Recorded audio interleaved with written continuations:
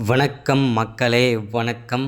சற்று முன் கிடைத்திருக்கக்கூடிய ஒரு முக்கியமான தகவல் ஒன்றை தான் பார்க்க போகிறோம் மக்களே.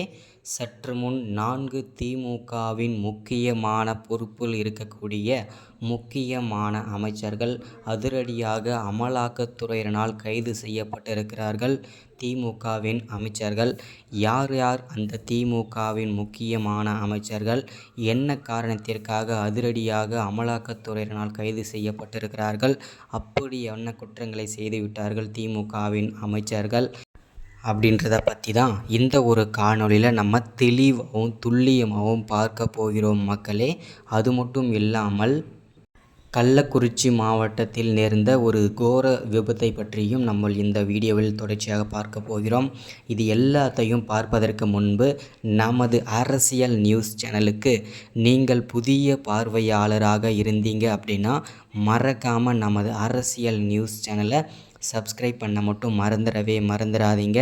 சப்ஸ்கிரைப் பண்ண உடனேயே பக்கத்திலே ஒரு பெல் பட்டன் வரும். அதை கிளிக் பண்ணி ஆல்ன்ற ஆப்ஷனில் போட்டு வச்சுக்கோங்க.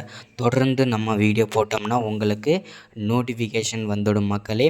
அதை பார்த்து தெரிஞ்சுக்கலாம் இன்றைக்கான அரசியல் நியூஸ் என்ன, இன்றைக்கான அரசியல் அப்டேட் என்னன்றதை தெளிவாகவும் துல்லியமாகவும் தெரிஞ்சுக்க முடியும் நமது அரசியல் நியூஸ் சேனலில். அது மட்டும் இல்லாமல் வீடியோ பார்க்குற ஒவ்வொருத்தரும் மறக்காமல் வீடியோவை லைக் பண்ணிவிடுங்க, மறக்காமல் வீடியோவை ஷேர் பண்ணிவிடுங்க. ஓகே, வாங்க வீடியோக்குள்ளே போகலாம். சற்று முன்பு கிடைத்திருக்கக்கூடிய ஒரு முக்கியமான பரபரப்பான தகவல் என்ன அப்படின்னு கேட்டிங்கனாக்கா, திமுகவில் இருக்கக்கூடிய முக்கியமான பொறுப்பில் இருக்கக்கூடிய முக்கியமான 4 திமுகவின் அமைச்சர்கள் அதிரடியாக அமலாக்கத்துறையினரால் கைது செய்யப்பட்டிருக்கிறார்கள். என்ன காரணத்திற்காக அப்படின்னு பார்த்தீங்கன்னாக்கா, போதைப்பொருள் கடத்தல் வழக்கிலும் மணல் கொள்ளை வழக்கிலும் பல கோடி ரூபாய் மதிப்பிலான கருப்பு பணத்தை பதுக்கி வைத்திருந்த குற்றத்திற்காகவும் அதிரடியாக அமலாக்கத்துறையினரால் திமுகவின் முக்கியமான அமைச்சர்கள் கைது செய்யப்பட்டிருப்பது பெரும் அதிர்ச்சிக்குள்ளாயிருக்கிறது மக்களே. அது மட்டும் இல்லாமல் இவர்களை புழல் சிறையில் அடைப்பதற்கான அனைத்து விதமான வாய்ப்புகளும் இருக்கிறது மக்களே. அதை நம்ம பொறுத்திருந்தான் பார்க்க வேண்டும் என்ன நடக்குது அப்படின்றத. அது மட்டும் இல்லாமல் கள்ளக்குறிச்சி மாவட்டத்தில் நடந்த பெரும் கோர விபத்தாக கள்ளச்சாராயம் மது அருந்தி, அதாவது கள்ளச்சாராயம் குடித்து 130க்கும் மேற்பட்ட விவசாய குடும்பத்தினர்கள் பரிதாப நிலையில் இறந்து போயிருக்கிறார்கள்.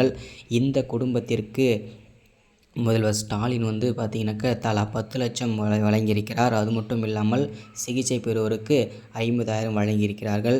இதுதான் இந்த வீடியோவில் நம்ம அப்டேட்டாக கொடுக்கறது.